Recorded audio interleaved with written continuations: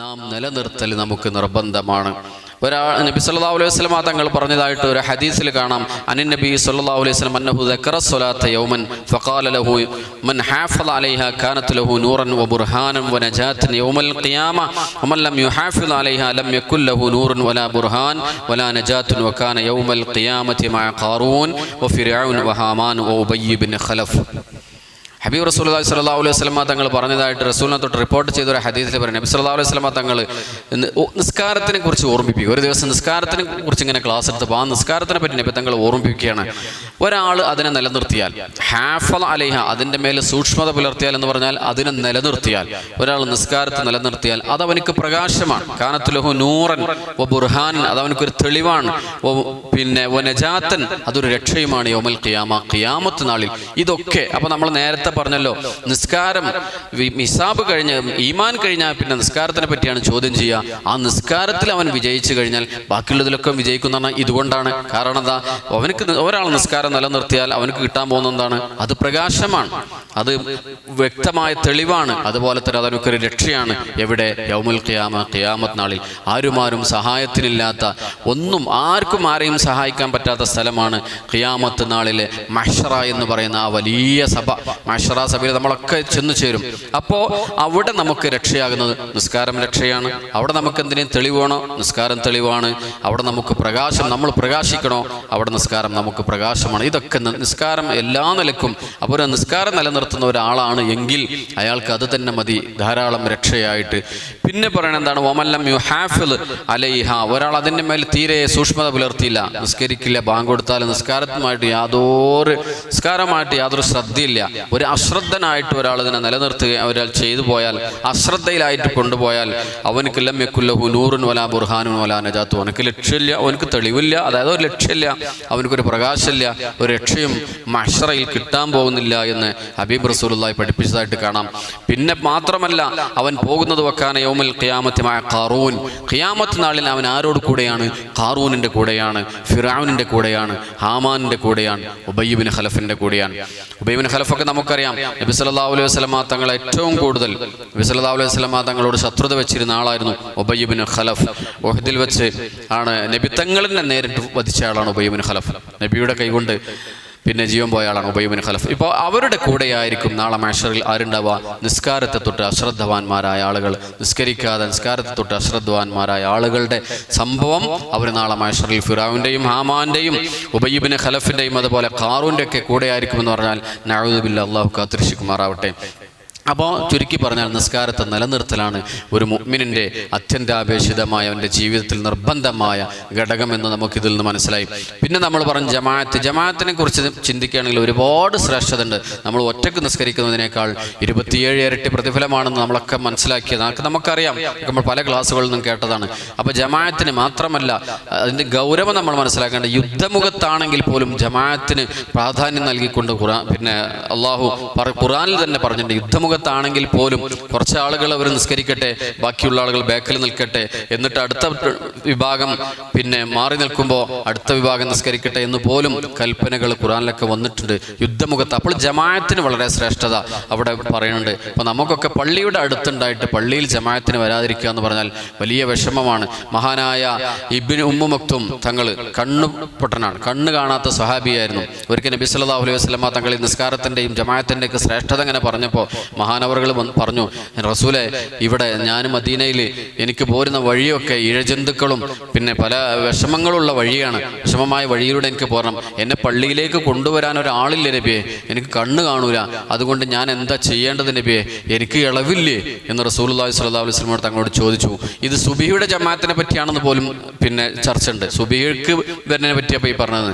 അങ്ങനെ നബി സല്ലല്ലാഹു അലൈഹി വസല്ലം തങ്ങളോട് പറഞ്ഞപ്പോൾ എനിക്ക് ഇളവില്ലേ എന്ന് ചോദിച്ചപ്പോൾ നബി സല്ലല്ലാഹു അലൈഹി വസല്ലം പറഞ്ഞു, എന്നാൽ വീട്ടിൽ നിന്ന് നിസ്കരിക്കാമെന്ന് പറഞ്ഞതിന് ശേഷം നബി തങ്ങൾ ചോദിച്ചു, അല്ല വീട്ടിലേക്ക് ബാങ്ക് കൊടുത്താൽ കേൾക്കുമോ എന്ന് ചോദിച്ചു. ബാങ്ക് കൊടുത്താൽ വീട്ടിൽ കേൾക്കുമോ എന്ന് ചോദിച്ചു. ആ ബാങ്ക് കൊടുത്താൽ കേൾക്കും നബി, എന്നാൽ ജമാഅത്തിന് വല്ല നിർബന്ധമാണെന്നാണ്. ബാങ്ക് കൊടുത്താൽ പെരീക്ക് കേൾക്കുന്നുണ്ടോ, എന്നാൽ ജമാഅത്തിൽ പങ്കെടുക്കൽ നിർബന്ധമാണെന്ന് നബി സല്ലല്ലാഹു അലൈഹി വസല്ലം തങ്ങൾ ആരോടാ പറഞ്ഞത്? കണ്ണ് കാണാത്ത മഹാനായ ഇബ്നു മക്തും തങ്ങളോട് അങ്ങനെ പറഞ്ഞിട്ടുണ്ടെങ്കിൽ കണ്ണ് കാണാൻ നമ്മളൊക്കെ ഒരു അവസ്ഥ എന്താണെന്നുള്ളത് നമുക്ക് ഒരുപാട് ചിന്തിക്കാം. ബാങ്കൊക്കെ ബാങ്ക് കേൾക്കുക എന്ന് പറഞ്ഞാൽ പള്ളിയിൽ നിന്ന് പിന്നെ മൈക്കില്ലാതെ കൊടുക്കുന്ന ഒരവസ്ഥ കേട്ടോ, ബാങ്ക് കൊടുത്ത്. മറ്റുള്ള ഇപ്പം നമ്മളെല്ലാവരും എങ്കിലും നമുക്കൊക്കെ പള്ളിയിലേക്ക് എത്താനുള്ള സൗകര്യങ്ങൾ വളരെ ഒരുപാടുണ്ട്. അപ്പോൾ എന്തായാലും നമുക്കത് ഉപയോഗപ്പെടുത്താം. നബി സല്ലല്ലാഹു അലൈഹി വസല്ലം തങ്ങൾ അതേപോലത്തെ ജമാഅത്തിൻ്റെ വേറൊരു ശ്രേഷ്ഠത നബി തങ്ങൾ പറഞ്ഞത്, പിന്നെ പറഞ്ഞു, ഞാൻ ഒരാളോട് ബാങ്ക് വിളിക്കാൻ പറയാം, പിന്നെ ബാക്കിയുള്ള ആളുകൾ ഒരു സംഘം നിസ്കരിക്കുക, എന്നിട്ട് ഞാനൊന്ന് പുറത്തിറങ്ങിയിട്ട് ഇങ്ങനെ വീക്ഷിക്കുക, ഒന്ന് നടന്നു നോക്കുക, ആരെങ്കിലും ജമാഅത്തിന് പള്ളിയിലേക്ക് വരാത്തവരുണ്ടോ എന്നുള്ളതൊക്കെ ഒന്ന് നോക്കിയിട്ട് ജമാഅത്തിന് പള്ളിയിൽ വരാത്തവരുണ്ടെങ്കിൽ അവരുടെ വീട് കത്തിച്ചു ചാമ്പലാക്കിയാലോ എന്ന് പോലും ഞാൻ വിചാരിച്ചു എന്ന് ഹദീസിൽ കാണാൻ സാധിക്കും. വലിയ ഗൗരവമാണ്, ആലോചിച്ച് നോക്കിയാൽ. അത് പറഞ്ഞു, നമ്മളിപ്പോൾ വീട്ടിൽ നിന്ന് വരുമ്പോൾ വുളു എടുത്ത് വരികയാണെങ്കിൽ ഒന്നുകൂടി റാഹത്താണ്. കാരണം അവിടെ പറയണമെന്ന് വെച്ചാൽ പള്ളിയിലേക്ക് പിന്നെ വീട്ടിൽ നിന്ന് വുളു എടുത്ത് വരികയാണെങ്കിൽ അവൻ പിന്നെ ഹജ്ജിന് ഇഹ്റാം കിട്ടിയവൻ്റെ കൂലിയാണെന്നാ. ഹജ്ജിന് ഇഹ്റാം കിട്ടിയവൻ്റെ കൂലി കിട്ടുകയാണ്, വെറുതെ കൂലി കിട്ടുകയാണ്. നമ്മൾ വീട്ടിൽ നിന്ന് വുളു എടുത്തുകൊണ്ട് പോന്നാൽ പള്ളിയിലേക്ക് നിസ്കരിക്കാൻ വേണ്ടി വീട്ടിൽ നിന്ന് വുളു എടുത്ത് വരികയാണെങ്കിൽ അങ്ങനെ ഉണ്ടാവും. അങ്ങനെ ഒരുപാട് ശ്രേഷ്ഠതകൾ ജമാഅത്തിൻ്റെ തന്നെ നമുക്ക് കാണാൻ സാധിക്കും. അതേപോലെ തന്നെ നബി സല്ലല്ലാഹു അലൈഹി വസല്ലം നമ്മൾ പിന്നെ നിസ്കാരത്തിൻ്റെ കാര്യത്തിൽ ഒരുപാട് ശ്രേഷ്ഠതകളുണ്ട്. പാപങ്ങൾ പൊറുക്കപ്പെടും, അതേപോലെ തന്നെ മനുഷ്യൻ്റെ പദവിയെ ഉയർത്തപ്പെടും, പിന്നെയോ നന്മയെ രേഖപ്പെടുത്തും. നന്മ നമ്മൾ ചെയ്യുന്ന ഓരോ ഹസനാത്തുകളും അല്ലാഹു തആല ഒരാൾ ജമാഅത്തിൽ പങ്കെടുത്തുള്ള ശ്രേഷ്ഠതയിൽ പറഞ്ഞു. നിസ്കാരത്തിൻ്റെ അല്ല ഇപ്പോൾ പറഞ്ഞു, ജമാഅത്തിൻ്റെ ശ്രേഷ്ഠത. പാപങ്ങൾ പൊറുക്കപ്പെടും, അതുപോലെ തന്നെ പദവി ഉയർത്തപ്പെടും, നന്മ ഉയർത്തപ്പെടും. അതാണ് അതേ ഒരുപാട് ശ്രേഷ്ഠതകൾ അല്ലാഹു തആല റസൂലുള്ളാഹി സ്വല്ലല്ലാഹു അലൈഹി വസല്ലം ഈ നിസ്കാരത്തിനെ പറ്റി ജമാഅത്തിനെ പറ്റി പറഞ്ഞിട്ടുണ്ട്. അതുപോലെ തന്നെ പിന്നെ ഞാനിപ്പോൾ ഈ പറഞ്ഞു വെച്ച സംഭവം നബി തങ്ങൾ പറഞ്ഞതാണ്. അപ്പം അത്രയും ഗൗരവമാണ് ജമാഅത്തിൻ്റെത് തന്നെ. അതുപോലെ പള്ളിയിലേക്ക് സുബഹിക്ക് ജമാഅത്തിന് വരിക, അതിലേറെ ശ്രേഷ്ഠത. 2 നിസ്കാരങ്ങളാണ് ജമാഅത്തിന് ഏറ്റവും കൂടുതൽ ശ്രേഷ്ഠതയുള്ളത്. ഒന്ന് അത് സുബഹി നിസ്കാരമാണ്, മറ്റൊന്ന് ഇശാ നിസ്കാരം. അതുപോലെ തന്നെ സ്വലാത്തുൽ വുസ്തക്കുമുണ്ട്, അസ്ർ നിസ്കാരത്തിനും പ്രത്യേക ശ്രേഷ്ഠതയുണ്ട് എന്ന് മനസ്സിലാക്കാൻ സാധിക്കുന്നതാണ്. അപ്പോൾ ചുരുക്കി പറഞ്ഞാൽ നാം നിസ്കാരം ഒരാൾ മനഃപൂർവ്വം നിസ്കാരം ഒഴിവാക്കിയാൽ അവനക്ക് സംഭവിക്കാൻ പോകുന്നത് എന്താണ്?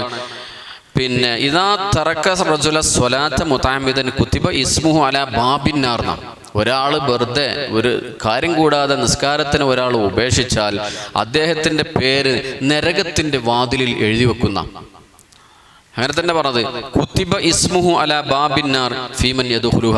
ഓൻ അതിൽ പ്രവേശിക്കുന്നവരെ അവൻ്റെ പേര് അവിടെ എഴുതിയിട്ടുണ്ട്. അപ്പോൾ നരകത്തിൽ അവന് ഇരിപ്പിടം ഉറപ്പാണെന്നാണ് നിസ്കാരം വെറുതെ ഉപേക്ഷിച്ചാൽ. നിസ്കാരത്തിനെ പറ്റി യാതൊരു ശ്രദ്ധയില്ല. നമ്മളൊക്കെ ചില സമയത്തൊക്കെ നമുക്കൊന്നും ശ്രദ്ധയില്ലാതെ നമ്മൾ ഒരുപാട് മനസ്സിലാക്കേണ്ടത് സൂറത്തിൽ തന്നെ അതിനെപ്പറ്റി പറഞ്ഞിട്ടുണ്ട്.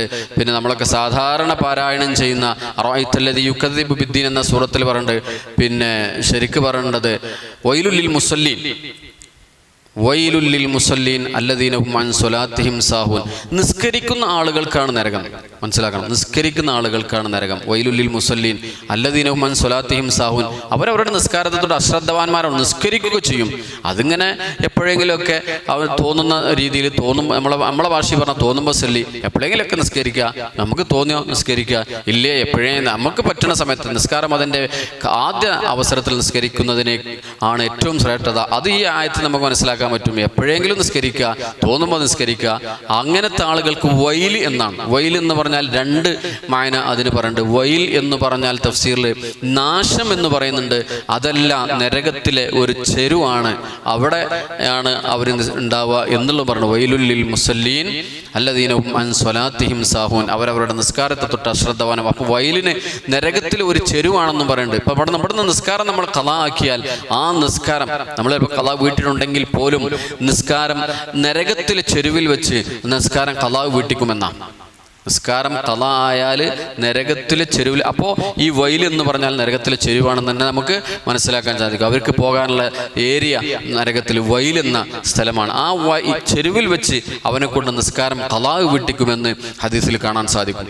അപ്പോൾ ഇതിലൊക്കെ നമ്മൾ മനസ്സിലാക്കേണ്ട നിസ്കാരത്തിന് നിലനിർത്തലാണ്. നിസ്കരിക്കൽ എന്ന് മാത്രമല്ല, നിസ്കാരത്തിന് നിലനിർത്തലാണ് ഒരു മുസ്ലിമിനെ സംബന്ധിച്ചിടത്തോളം അവൻ്റെ നിർബന്ധ ബാധ്യത എന്ന് നമ്മൾ മനസ്സിലാക്കണം. അല്ലാഹു അവൻ്റെ പരിശുദ്ധ ഖുർആനിൽ ഒരുപാട് പറഞ്ഞിട്ടുണ്ട്.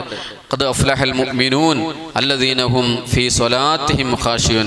മുഅ്മിനീങ്ങൾ വിജയിച്ചു. ആരാണ് യഥാർത്ഥത്തിൽ മുഅ്മിനീങ്ങൾ? അല്ലദീന ഹും ഫീ സ്വലാത്തിഹിം ഖാശിയൂൻ. അവരവരുടെ നിസ്കാരത്തിൽ സൂക്ഷ്മത പുലർത്തുന്നവരാണ്. അവരാണ് മുഅ്മിനുകൾ.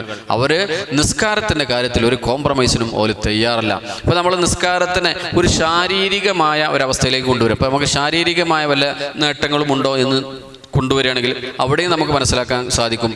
ശരിക്കും പറഞ്ഞാൽ യോഗ ശാരീരിക പുഷ്ടിക്ക് വേണ്ടി അല്ലെങ്കിൽ ശരീരത്തിൻ്റെ ഒരു ആയാസത്തിന് വേണ്ടി ഇന്ന് ഇവിടെ ചില ആളുകൾ നിർവഹിക്കുന്നതാണ് യോഗ എന്ന് പറഞ്ഞൊരു സംവിധാനം. സത്യം പറഞ്ഞാൽ ഒരു നിസ്കാരത്തിൻ്റെ ആ ഒരു രീതിയെ ശരിക്കും മനസ്സിലാക്കുകയാണെങ്കിൽ അതും അങ്ങനെയാണ്. ഏകാഗ്രതയാണ് യോഗയിലെ പ്രധാന ഘടകം എന്നാണ് ഇവർ പറയാം.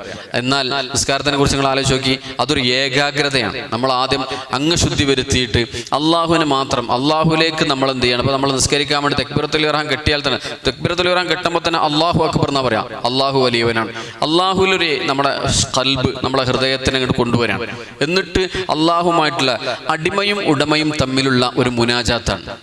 അബ്ദും യജമാനനും തമ്മിലുള്ള ഒരു മുനാജാത്താണ്. അടിമ ഉടമ, അടിമ കണ്ട് ഉടമയോട് വല്ലാതെ അടുക്കുകയാണ്. കൽബ് കൊണ്ടും ശാരീരികമായിട്ടൊക്കെ വല്ലാതെ അടുക്കുക. അപ്പോൾ ശാരീരികമായി അടുക്കുമ്പോൾ മാനസികമായിട്ട് അടുപ്പം വരും, മാനസികമായിട്ട് അടുപ്പം വരുമ്പോൾ ശാരീരികമായിട്ട് അടുപ്പം. നമുക്ക് ശരീരത്തിന് ഒരു ശരിക്കൊരു വ്യായാമത്തിൻ്റെ രീതിയാണെന്നാണ് മനസ്സിലാക്കാൻ സാധിക്കുക. ആ രീതിക്ക് ചിന്തിക്കുകയാണെങ്കിൽ ആ രീതിക്കും നമുക്ക് ഗുണമാണ്. ചുരുക്കി പറയാം, ആത്മാവിനും ശരീരത്തിനും എന്തുണ്ടാവുകയാണ്? സുഖം കിട്ടുക, ഉണർവ് കിട്ടുന്ന ഒരു ഇബാദത്താണ് നിസ്കാരം. ശരീരത്തിന് കിട്ടുന്നുണ്ട്, അതേപോലെ തന്നെ അത് നമ്മുടെ അതിൻ്റെ ഓരോരോ പ്രവർത്തനങ്ങൾ പോലും അങ്ങനെയാണ്. ഇപ്പോൾ ഉദാഹരണം പറയാം, റുക്കൂലേക്ക് പോവുകയാണെങ്കിൽ റുക്കൂല് ശരിക്കും നിൽക്കേണ്ടത് എങ്ങനെയാണെന്ന് പോലും ഫിഖ്ഹിന്റെ ഗ്രന്ഥത്തിലൊക്കെ കാണാൻ പറ്റും. റുക്കൂല് നിൽക്കേണ്ടത് രണ്ട് കൈകൾ കൊണ്ട് കാൽമുട്ടിൽ പിടിച്ച് മുതുകും പിരടിയും സമമാക്കണം എന്നാ. 90 ഡിഗ്രിയിൽ ശരിക്ക് മുതുകും പിരടിയും സമമാക്കി നിൽക്കണം. ശരിക്ക് നമ്മൾ ഒരേ ലെവലിൽ നമ്മളെ മുതുകും പിരടിയും വരാം. അതും ശരീരത്തിന് പോലും ഒരു വ്യായാമമാണ്. അവിടെ മനസ്സിലാക്കാം. അതുപോലെ തന്നെ സുജൂദിലെത്തിയാൽ ആ സുജൂദിൽ ശരിക്കും എന്ത് ചെയ്യണം? നമ്മുടെ തലഭാഗം താഴ്ന്ന് നമ്മുടെ പിൻഭാഗം ഉയർന്നു നിൽക്കുകയാണ്. അതും ശരീരത്തിന് രക്ത ഓട്ടത്തിനൊക്കെ നല്ല ആയാസം ഉണ്ടാവുന്നതാണ്. എന്നാൽ അവിടെ നമ്മൾ ഏറ്റവും കൂടുതൽ ഒരു അടിമയും ഉടമയും തമ്മിൽ കൂടുതൽ ബന്ധം വരുന്നത് നിസ്കാരത്തിൽ സുജൂദിലാണ്. അള്ളാഹുലേക്ക് ഏറ്റവും കൂടുതൽ നമ്മുടെ ശരീരം മൊത്തം, നമ്മുടെ ആത്മാവും ശരീരവും ഒക്കെ കണ്ട് സമർപ്പിക്കുകയാണ്. ആ രീതിയിൽ നമ്മൾ നിസ്കരിച്ചു കഴിഞ്ഞാൽ നമ്മുടെ എല്ലാം വിജയിക്കും. അങ്ങനത്തെ ആളുകൾക്കാണ് നേരത്തെ പറഞ്ഞ ഖിയാമത്ത് നാളിലുള്ള നൂറും ബുർഹാനും നജാത്തും ഒക്കെ ഉണ്ടാവുക. അങ്ങനത്തെ ആളുകൾ നാളെ അമ്പിയാക്കളുടെയും ഔലിയാക്കളുടെയും സ്വാലിഹീങ്ങളുടെയും കൂടെയായിരിക്കും. അതല്ലാത്തവർ ആരുടെ കൂടെയായിരിക്കും? ഫിറഔന്, ഹാറൂൻ ഇവരുടെ കൂടെ ആയിരിക്കും. ഫിറൗന്റെ ഒക്കെ ചരിത്രം നമുക്കറിയാലോ. മൂസാ നബിയോട് ശത്രുത വെച്ചിരുന്ന, ഞാനാണ് അള്ളാഹ് എന്ന് പറഞ്ഞിരുന്ന ആളായിരുന്നു ഫിറഔന. ധിക്കാരിയായിരുന്നു. അള്ളാഹു ഞാനാണ്, അനല്ലാ എന്നാ പറഞ്ഞിരുന്നു. ഞാനാണ് അള്ളാഹ്, വേറെ ആരാ? മൂസാ നബി അലൈഹി സ്വലാം നീയും ഞാനും ഉൾക്കൊള്ളുന്ന നമ്മളെ സൃഷ്ടിച്ച് അള്ളാഹു ഉണ്ട് എന്ന് പറഞ്ഞപ്പോൾ ഞാനാണ് പഠിച്ചവൻ, എന്നെക്കാളും വേറെ പഠിച്ചവൻ ആരാ എന്ന് ധിക്കാരപൂർവ്വം തിരിച്ചു ചോദിച്ച ആളായിരുന്നു ഫിറഔൻ. എന്നാൽ ഫിറഔൻ മരിക്കുന്ന സമയത്ത് ഫിറഔൻ എന്ത് ചെയ്തിട്ടുണ്ട്? ആമന്തു ബിറബ്ബി മൂസ വ ഹാറൂൻ എന്ന് പറഞ്ഞിട്ടുണ്ട്. ഏതായാലും ആ ഫിറഔൻ, അതേപോലെ തന്നെ ഖാറൂന്റെ കൂടെയും. ഖാറൂൻ എന്ന് പറഞ്ഞാൽ ആരാണ്? വലിയ സമ്പന്നനായിരുന്നു, ഭയങ്കര സമ്പത്തുള്ള ആളായിരുന്നു ഖാറൂൻ. സമ്പത്ത് കൊണ്ട് ഒരാൾക്കും രക്ഷപ്പെടാൻ സാധ്യമല്ല എന്ന് ഖാറൂന്റെ ചരിത്രത്തിൽ മനസ്സിലാക്കും. എത്രത്തോളം എന്ന് വെച്ചാൽ ഒരുപാട് 70 ഒട്ടകങ്ങൾക്ക് ചുമക്കാനുണ്ട ഖജനാവിന്റെ സൂക്ഷിപ്പ് മുതലുകൾ ഉണ്ടായിരുന്നു. 70 ഒട്ടകങ്ങൾക്ക് ചുമക്കാൻ ഖജനാവിന്റെ സൂക്ഷിപ്പിനുള്ള താക്കോൽ സംവിധാനങ്ങൾ വരെ ഉണ്ടായിരുന്നു എന്ന് ചരിത്രത്തിൽ പറയുന്നത് കാണാം. അപ്പൊ നോക്കണം, അത്രയും ഖാറൂൻ. എന്നാൽ പാവപ്പെട്ടവനായിരുന്നു ഖാറൂൻ. പിന്നെ എങ്ങനെയാ? മൂസാ നബി അലൈഹി സ്വലാമിന്റെ പ്രാർത്ഥന കാരണമായി അയാൾ വലിയ സമ്പന്നനായി മാറാണ്. ആ സമ്പന്നനായ ഖാറൂൻ തന്റെ സമ്പത്തൊന്നും അയാൾ രക്ഷപ്പെടുത്തിയില്ല. അയാൾ അടക്കം, ആ സമ്പത്തടക്കം അയാൾ ഭൂമിയിലേക്ക് ആഴ്ത്തിക്കളയുക ചെയ്ത്. അവന്റെ കൂടെ, അതേപോലെ തന്നെ ഹാമാന്റെ കൂടെ, ഉബൈ ഇബ്നു ഖലഫിന്റെ കൂടെയൊക്കെയാണ് നാളെ മഹ്ശറിൽ ആവുക എന്ന് പറഞ്ഞാൽ നഊദു ബില്ലാഹി, അല്ലാഹു തആല കാത്തുരക്ഷിക്കട്ടെ. നിസ്കാരം അതിന്റെ മുറ പോലെ നിർവഹിക്കാനും അതിന്റെ ഭക്തിയോടുകൂടെ നിർവഹിക്കാനുള്ള തൗഫീഖ് നമുക്ക് അല്ലാഹു തആല തരട്ടെ. കാരണം നമ്മൾ തക്ബീറത്തുൽ ഇഹ്റാം കെട്ടിഞ്ഞപ്പോൾ ചിന്തിക്കാത്ത ഒന്നും ഉണ്ടാവില്ല, നമ്മളെ മനസ്സിലേക്ക് ഓടി വരാത്ത ഒരു സംഗതി ഉണ്ടാവില്ല, എല്ലാം വരും. പിശാച് ഏറ്റവും കൂടുതൽ നമ്മളെ പേപ്പിച്ചാൽ നോക്കുക. ആ സമയത്ത് നമ്മൾ അള്ളാഹുവിലേക്ക്, നമ്മൾ അള്ളാഹുവിൻ്റെ നാഥൻ്റെ മുമ്പിലാണ് ഞാൻ നിൽക്കുന്നത്, എന്നെ സൃഷ്ടിച്ച റബ്ബിൻ്റെ മുമ്പിലാണ് ഞാൻ നിൽക്കുന്നത് ഉത്തമ ബോധ്യത്തോടുകൂടെ നിൽക്കുമ്പോൾ അതിലൊരു രസം ഉണ്ടാവും. കാരണം നിസ്കാരം മുഅ്മിനെ സംബന്ധിച്ചിടത്തോളം അത് അവൻ്റെ ഒരു മനസ്സിന് കുളിർമയേകുന്ന കൺകുളിർമ. നബി സല്ലല്ലാഹു അലൈഹി വസല്ലം തങ്ങൾ എപ്പോഴും പറയാറുണ്ട്, എനിക്ക് 3 കാര്യങ്ങളാണ് എനിക്ക് എൻ്റെ ജീവിതത്തിൽ ഏറ്റവും ഇഷ്ടമുള്ള കാര്യം എന്ന് പറയും. ഒന്നാമത്തത് അത്വീബ്, സുഗന്ധം. അതെൻ്റെ ജീവിതത്തിൽ എനിക്ക് ഏറ്റവും ഇഷ്ടമുള്ള കാര്യമായിരുന്നു. അതുപോലെ തന്നെ അൽമർഅ, എൻ്റെ ഭാര്യമാർ എനിക്ക് എൻ്റെ ജീവിതത്തിൽ ഏറ്റവും ഇഷ്ടമുള്ള കാര്യമായിരുന്നു. പിന്നെ പറഞ്ഞത് ഖുറത്തു ഐനി ഫിസ്സലാ, അങ്ങനെ തന്നെ പറഞ്ഞ തങ്ങൾ പറഞ്ഞു ഖുറത്തു ഐനി ഫിസ്സലാ, നിസ്കാരത്തിൽ കൺകുളിർമയാകുക. അതായത് അതായത് നിസ്കരിക്കാനാണ് നിൽക്കുക എന്ന് പറഞ്ഞാൽ എനിക്ക് ഭയങ്കര രസമായിരുന്നു. അപ്പോൾ ആ രസത്തോടു കൂടെ ആയിരിക്കണം നമ്മൾ നിസ്കരിക്കേണ്ടത്. നമ്മൾ അല്ലാതെ ഏതായാലും ഇത് എന്തൊരു വിഷമം പോലെ ഒരു ഭാരമായിട്ട് കൊണ്ട് നടക്കുക. അത് മുനാഫിക്കിനാണ് അങ്ങനെ ഉണ്ടാവുക. മുനാഫിക്കിനെ സംബന്ധിച്ചിടത്തോളം അവനക്ക് നിസ്കാരം വല്ലാത്ത ഭാരമായിരിക്കുന്ന, മുനാഫിക്കിനൊക്കെ ഭയങ്കര ഭാരമായിട്ടാണ് തോന്നുക എന്നാണ് പറഞ്ഞത്. നമ്മളൊക്കെ അല്ലാഹു തആല നിസ്കാരം നിലനിർത്തുന്നവരിൽ ഉൾപ്പെടുത്തി അനുഗ്രഹിക്കട്ടെ. അപ്പോൾ ചുരുക്കി പറഞ്ഞാൽ കൊണ്ടുവരുന്നത് എന്താണ്, പിന്നെ പറഞ്ഞു വരുന്നത് പിന്നെ നിസ്കാരം അത് അതിൻ്റെ മുറ പോലെ അള്ളാഹുവിൻ്റെ മുമ്പിലാണ്. അടിമയുടെ നമ്മളെ മുനാജാത്താണ്. അള്ളാഹും അടിമയും ഉടമയും തമ്മിലുള്ള ഒരു സംഭാഷണമാണെന്നാണ് പറഞ്ഞത്. നമ്മൾ നിസ്കാരത്തിൽ ഇപ്പോൾ ചോദിക്കുന്നതിന് നമ്മൾ നേരത്തെ പറഞ്ഞല്ലോ, ഫാത്തിഹയിൽ പറയുന്നത് എന്താ? ഫാത്തിഹയിൽ അൽഹംദുലില്ലാഹി റബ്ബിൽ ആലമീൻ, അൽഹംദുലില്ലാഹി റബ്ബിൽ ആലമീൻ, സർവസ്തുതിയും ലോകരക്ഷിതാവായ അള്ളാഹുവിനാണ്. അത് പറഞ്ഞാൽ അവിടെ റഹ്മാനുർ റഹീം, പരമകാരുണ്യവാനാണ്, കരുണാൻ വാരിദിയാണ്. അള്ളാഹുവിനോടുള്ള സംസാരങ്ങളാണ് ഇതൊക്കെ. റഹ്മാനുർ റഹീം, മാലിക് യൗമിദ്ദീൻ, അവൻ എങ്ങനത്തെ അള്ളാഹുവാണ്, അന്ത്യനാളിൻ്റെ ഉടമസ്ഥനാണ്, മാലിക് യൗമിദ്ദീൻ. പിന്നെ പറയാണ് ഇയ്യാക നഅ്ബുദു വഇയ്യാക നസ്തഈൻ. അവിടെ അള്ളാഹിനോടാ പറഞ്ഞത് ഇയ്യാക നഅ്ബുദു വഇയ്യാക നസ്തഈൻ, നിനക്ക് ഞങ്ങൾ ആരാധിക്കുന്നു, നിന്നോട് ഞങ്ങൾ സഹായത്തെ തേടുന്നു. ഇവിടെ നമ്മൾ മനസ്സിലാക്കേണ്ട ഒരു സംഗതി ഉണ്ട്, ഇയ്യാക നഅ്ബുദു വഇയ്യാക നസ്തഈൻ. അപ്പോൾ നമ്മൾ ഒറ്റയ്ക്ക് നിസ്കരിക്കുമ്പോൾ എങ്ങനെയാ ഓതുക? ഇയ്യാക നഅ്ബുദു വഇയ്യാക നസ്തഈൻ എന്ന് പറഞ്ഞാൽ എന്താ? ഞങ്ങൾ നിന്നോട് ഞങ്ങൾ നഅ്ബുദു എന്ന് പറഞ്ഞത്. നഅ്ബുദു എന്ന് പറഞ്ഞാൽ ബഹുവചനമാണ്. ഇയ്യാക നഅ്ബുദു, നിനക്ക് ഞങ്ങൾ ആരാധിക്കുന്നു, വഇയ്യാക നസ്തഈൻ, നിന്നോട് ഞങ്ങൾ സഹായത്തെ തേടുന്നു. നമ്മൾ ഒറ്റയ്ക്ക് നിസ്കരിക്കുമ്പോൾ പറയൽ അങ്ങനെ തന്നെയാണ്, ഇയ്യാക നഅ്ബുദു വഇയ്യാക നസ്തഈൻ. എന്നാൽ അതിൻ്റെ തഫ്സീറിൽ, പിന്നെ ഫാത്തിഹയുടെ ഇയ്യാക നഅ്ബുദു വഇയ്യാക നസ്തഈൻ എന്നതിൻ്റെ തഫ്സീറിൽ കാണാം എന്തുകൊണ്ടാണ് നഅ്ബുദു നസ്തഈൻ എന്ന് ലമീർ പറയാം, പിന്നെ അവിടെ ജമാഅക്കി പറയാൻ കാരണം, അവൻ പള്ളിയിലേക്ക് വരുമ്പോൾ പള്ളിയിൽ ജമാഅത്തിന് ഒരുമിച്ച് കൂടിയവരുണ്ടാവാം. പിന്നെ പള്ളിയിൽ അതല്ലാതെ നമ്മൾ കാണാത്ത മലക്കുകളുണ്ടാവും. അപ്പോൾ അവരൊക്കെ കൂടി കൂട്ടിയിട്ടാണ് ഇയ്യാക നഅ്ബുദു എന്ന് പറയുന്നത് എന്ന് പിന്നെ നമ്മുടെ തഫ്സീറിൽ കാണാൻ സാധിക്കും. ഫാത്തിഹയുടെ തഫ്സീറിൽ ശരിക്കും പറയുന്നുണ്ട്. അപ്പോൾ അവരും കൂടി കൂട്ടിയിട്ട് പറയുന്നത് കൊണ്ടാണ് നഅ്ബുദു എന്ന് പറയാൻ കാരണം. അപ്പോൾ പള്ളിയിൽ ജമാഅത്തിന് വന്നവരുണ്ടാവും, അതേപോലെ തന്നെ മലക്കുകളുണ്ടാവും. മലക്കുകൾ എന്തായാലും ഉണ്ടാവും, അവർ നിസ്കരിക്കാനുണ്ടാവും. അപ്പോൾ അവരും നമ്മുടെ കൂടെ നിസ്കരിക്കും.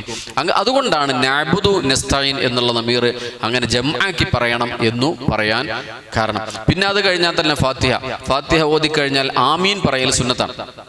ആമീൻ ഒരുമിച്ചായിരിക്കണം എന്നാ. ആമീൻ ഒരിക്കലും ഇമാമിന്റെ ആമീനും മഅ്മൂമിന്റെ ആമീനും ഒന്നിച്ചു വരണം എന്നാ. ഇമാം ആമീൻ പറയുമ്പോഴാണ് മഅ്മൂം ആമീൻ പറയേണ്ടത്. അപ്പോൾ ആ ആമീൻ ആരോട് കൂടെ യോജിക്കും? അപ്പോൾ മലക്കുകൾ നിസ്കരിക്കാണ്ടാവും, മലക്കുകളും ആമീൻ പറയും. ഇമാം ആമീൻ പറയുമ്പോഴാണ് മലക്കുകൾ ആമീൻ പറയാം. അപ്പോഴാണ് നമ്മളും പറയേണ്ടത്. അപ്പം മലക്കുകളോട് കൂടെ നമ്മുടെ ആമീൻ പിന്നെ ഒത്തുവന്നാൽ അവൻ്റെ എല്ലാ ദോഷങ്ങളും പുറത്തു കൊടുക്കുമെന്ന് ഹദീസിൽ കാണാം. നബി സല്ലല്ലാഹു അലൈഹി വസല്ലം തങ്ങൾ പറഞ്ഞതായിട്ട് കാണാൻ സാധിക്കും. അത് മാത്രമല്ല ഫാത്തിഹ കഴിഞ്ഞാൽ ആമീൻ പറയൽ സുന്നത്താണ്. ആമീനെ പറ്റി ഇബ്നു മുനബ്ബ തങ്ങൾ പറഞ്ഞത്, ഇബ്നു മുനബ്ബ റളിയല്ലാഹു അൻഹു പറഞ്ഞ പിന്നെ ആമീൻ്റെ തഫ്സീറിൽ പറയുന്നുണ്ട്. ഇബ്നു മുനബ്ബ തങ്ങൾ പറഞ്ഞത് എന്താണെന്ന് വെച്ചാൽ, ഒരാൾ ആമീൻ പറഞ്ഞാൽ, ആമീൻ എന്നുള്ളത് 4 അക്ഷരമാണ്. ആമീൻ എന്നുള്ളത് 4 അക്ഷരം. ആ 4 അക്ഷരം ഓരോ അക്ഷരത്തിലും അള്ളാഹു ഓരോ മലക്കുകളെ സൃഷ്ടിക്കുന്ന, ഓരോ അക്ഷരത്തിനും ഒരു മലക്ക്. ആ മലക്കുകൾ എന്നിട്ടോ അല്ലാഹു മഗ്ഫിർ ലിമൻ ഖാല ലികുല്ലി മൻ ഖാല ആമീൻ, ആ മലക്ക് തിരിച്ചു പറയുന്ന, പടച്ചോനെ ആമീൻ പറഞ്ഞ ആളുകൾക്ക് നീ പുറത്തു കൊടുക്കണേ. അപ്പോൾ ആമീൻ പറയുന്നത് വളരെ ശ്രേഷ്ഠമായ കാര്യമാണ്. ഇത് നമ്മൾ ഇമാമിൻ്റെ ആമീനുമായി ചേർന്നു വരണം. പിന്നെ സൂറത്താണ്. ഏതായാലും നിസ്കാരത്തിൽ ഫർള് നിർബന്ധമായ സംഗതിയാണ് ഫാത്തിഹ ഓതുക എന്ന് പറഞ്ഞാൽ. ആ ഫാത്തിഹ നമ്മൾ വളരെ സൂക്ഷ്മതയോടുകൂടി ഓതിയിരിക്കണം. അത് കഴിഞ്ഞാൽ ആമീൻ പറയണം. ആമീൻ പറയുമ്പോൾ ഇമാമിൻ്റെ പിന്നെ കൂടെയായിരിക്കണം. ഇമാമിൻ്റെ കൂടെയായാൽ മലക്കുകളുടെ ആമീനോട് കൂടെയാകും. പിന്നെ നമ്മൾ ശ്രദ്ധിക്കേണ്ടത് ഇമാമിൻ്റെ ചലനത്തിൻ്റെ ഒപ്പം പോകരുതെന്നാണ്.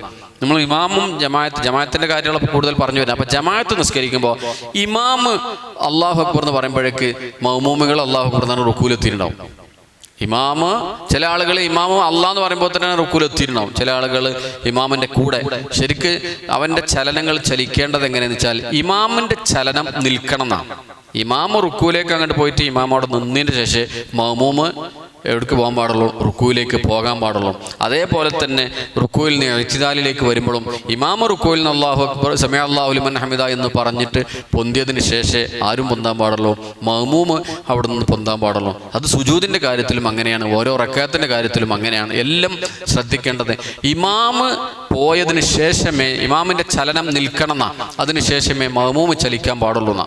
ഈ വക കാര്യങ്ങളൊക്കെ നമ്മുടെ നിസ്കാരത്തിൽ നമ്മൾ അറിയാതെ ഒരു പക്ഷേ ഇതൊക്കെ നമ്മുടെ നിസ്കാരത്തിൽ വന്നു പോകുന്ന പാകപ്പിഴവുകളായേക്കാം. നമ്മളതൊക്കെ ഒന്ന് തിരുത്തുന്നത് നല്ലതാണ്. ഇതൊക്കെ ഉസ്താദ് ഇൻഷാ അല്ലാഹ് പിന്നെ ഇവിടെ ഫത്തുൽ മുഈനുള്ള ക്ലാസ് എടുക്കുന്നത്. ഫത്തുൽ മുഈനിൽ ഇത് മസലകളൊക്കെ ശരിക്ക് വിശദമായിട്ട് പറയുന്നത് നിസ്കാരത്തിനെ കുറിച്ച് തന്നെയാണ് ആദ്യ ഭാഗങ്ങളൊക്കെ വരുന്നത്.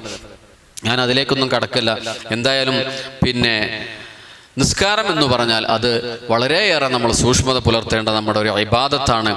നബി സല്ലല്ലാഹു അലൈഹി വസല്ലമ തങ്ങൾ വഫാത്തിൻ്റെ സമയത്ത് പോലും, റസൂലുള്ളാഹി സ്വല്ലല്ലാഹു അലൈഹി വസല്ലമ തങ്ങൾ വഫാത്തിൻ്റെ സമയത്ത് ഫാത്തിമ ബീവിയുണ്ട്, അടുത്തുണ്ട് ആയിഷ ബീവിയുണ്ട്. നബി സല്ലല്ലാഹു അലൈഹി വസല്ലമ തങ്ങൾ വഫാത്തിൻ്റെ സമയത്ത് ആ വേദന ഇങ്ങനെ വരുന്ന സമയത്ത് പോലും നബി തങ്ങൾ പറഞ്ഞത് ഉമ്മത്തി അസ്വല അസ്വല എന്നാണ്. ഉമ്മത്തിനെ വിളിച്ചുകൊണ്ട് നബി തങ്ങൾ പറഞ്ഞത് നിസ്കാരത്തിൻ്റെ കാര്യത്തിൽ നിങ്ങൾ സൂക്ഷ്മത പുലർത്തണേ എന്നാണ്. അവസാന സമയത്ത് പോലും, അവസാന ശ്വാസത്തിൽ പോലും നബി സല്ലല്ലാഹു അലൈഹി വസല്ലമ തങ്ങൾ പറഞ്ഞതെങ്കിൽ ആ നബി സല്ലല്ലാഹു അലൈഹി വസല്ലമ തങ്ങൾ നമുക്ക് സമ്മാനമായി നൽകി, അള്ളാഹു നബിയുടെ ഉമ്മത്തിന് സമ്മാനമായി നൽകിയതാണ് ഈ 5 വക്ത് നിസ്കാരം. മറ്റുള്ള പ്രവാചകന്മാർക്കൊന്നും 5 വക്ത് നിസ്കാരം ഉണ്ടായിരുന്നില്ല എന്നാ. ചില ഓരോരോ നിസ്കാരങ്ങൾ മാത്രമായുള്ള ആളുകൾ ഉണ്ടായിരുന്നു, പിന്നെ ഫർള് നിസ്കാരം ഇല്ലാത്തവരുണ്ടായിരുന്നു, സുന്നത്ത് നിസ്കാരങ്ങൾ. എന്തായാലും ഈ 5 വക്ത് നിസ്കാരം നമ്മുടെ നബിയുടെ ഉമ്മത്തിന്റെ മാത്രം പ്രത്യേകതയാണ്. അതുകൊണ്ട് തന്നെ ആ 5 വക്ത് നിസ്കാരം നാം സമയാസമയങ്ങളിൽ നിർവഹിക്കൽ നമ്മളൊരു മുസ്ലിമിൻ്റെ ബാധ്യതയാണ്. അതാണെങ്കിലും പള്ളിയിൽ വെച്ച് ജമാഅത്തായിട്ട് നിസ്കരിക്കുമ്പോൾ ഒന്നുകൂടെ ശ്രേഷ്ഠതയാണ് എന്നുള്ള കാര്യങ്ങളൊക്കെ നമ്മൾ മനസ്സിലാക്കി അള്ളാഹു നമ്മുടെ ഇബാദത്ത് അവൻ്റെ സൂക്ഷ്മതയിൽ ആയി നിർവഹിക്കാനുള്ള തൗഫീഖ് നൽകി അനുഗ്രഹിക്കട്ടെ. അവനുമായി അടുക്കുന്ന, നമ്മൾ ചെയ്യുന്ന നിസ്കാരമാവട്ടെ മറ്റെന്ത് ഇബാദത്താവട്ടെ, അള്ളാഹുവിനോട് അടുക്കാനുള്ള ഒരു ഉപാധിയാക്കി നമുക്ക് മാറ്റിത്തരട്ടെ. നമ്മുടെ ഖൽബ് അള്ളാഹു തആല ശുദ്ധീകരിച്ചു തരട്ടെ.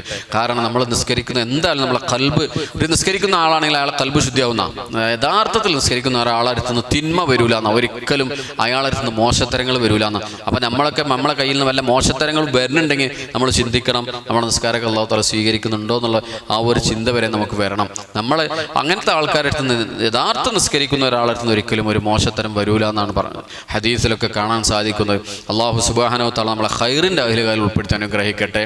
ഏതായാലും അൽഹംദുലില്ലാഹ് നമ്മളെ ഈ ഒരുമിച്ച് കൂടൽ അള്ളാഹുവിൻ്റെ പൊരുത്തത്തിലായി നമ്മളിൽ നിന്ന് കബൂൽ ചെയ്ത് ഇത് നമുക്ക് ഹസനാത്തിൽ നന്മ തൂങ്ങുന്ന ഒരു വലിയ അമലായി അല്ലാഹു തആല നമുക്ക് സ്വീകാര്യമാക്കി തരട്ടെ.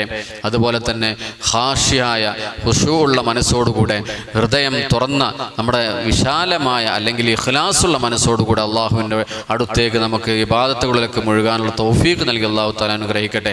ഒരാളോടും ഒരു പകയോ വിദ്വേഷമോ ഒന്നുമില്ലാതെ അള്ളാഹുവിൻ്റെ ത്വാഅത്തിലായി ജീവിതകാലം ഇസ്സത്തോടെ ജീവിക്കാനും അവസാനം മരിക്കുന്ന സമയത്ത് കലിമത്ത് തൗഹീദ് ഉറക്കെ ഉച്ചരിച്ച് മരിക്കുന്ന മുത്തഖീങ്ങളിൽ അള്ളാഹു നമ്മൾ ഉൾപ്പെടുത്തി അനുഗ്രഹിക്കട്ടെ. നമ്മുടെ പ്രവർത്തനങ്ങളൊക്കെ അള്ളാഹു നമുക്ക് അവസാന ഒരു അന്തിമ വിജയത്തിനുള്ള ഉപാധിയാക്കി മാറ്റിത്തരട്ടെ. നമ്മൾ കാരണമായി നമ്മുടെ മക്കളെയും അള്ളാഹു തആല ഖൈറിൻ്റെ അഹ്ലുകാരിൽ ഉൾപ്പെടുത്തി അനുഗ്രഹിക്കട്ടെ. നമ്മുടെ മക്കളൊക്കെ നമ്മൾ നിസ്കാരത്തിന് പ്രേരിപ്പിക്കണം. പെരയിലിരുന്നിട്ട് നിസ്കരിക്കാൻ പോടാന്ന് പറയുന്നതിന് പകരം നിസ്കരിക്കാൻ പോരുമ്പോൾ ആ മോനെ എന്ന് പറഞ്ഞിട്ട് നമ്മളെ കൂടെ കൂട്ടുക. അപ്പോഴാണ് കുട്ടികൾക്ക് വാപ്പ ചെയ്യേണ്ട, അപ്പം ഇത് നമുക്ക് പറ്റത്, ഇത് വാപ്പാക്ക് പറ്റാതെ നമുക്ക് മാത്രം പറ്റുന്നൊരു സംഗതിയാണെന്നും തോന്നിപ്പോൾ അള്ളാഹു തആല നമ്മുടെ മക്കളൊക്കെ ആഫിലീങ്ങളും ആഖിലീങ്ങളും നല്ല സ്വാലിഹീങ്ങളുമാക്കി മാറ്റിത്തരട്ടെ. ആമീൻ. അസ്സലാമു അലൈക്കും വറഹ്മത്തുള്ളാഹി.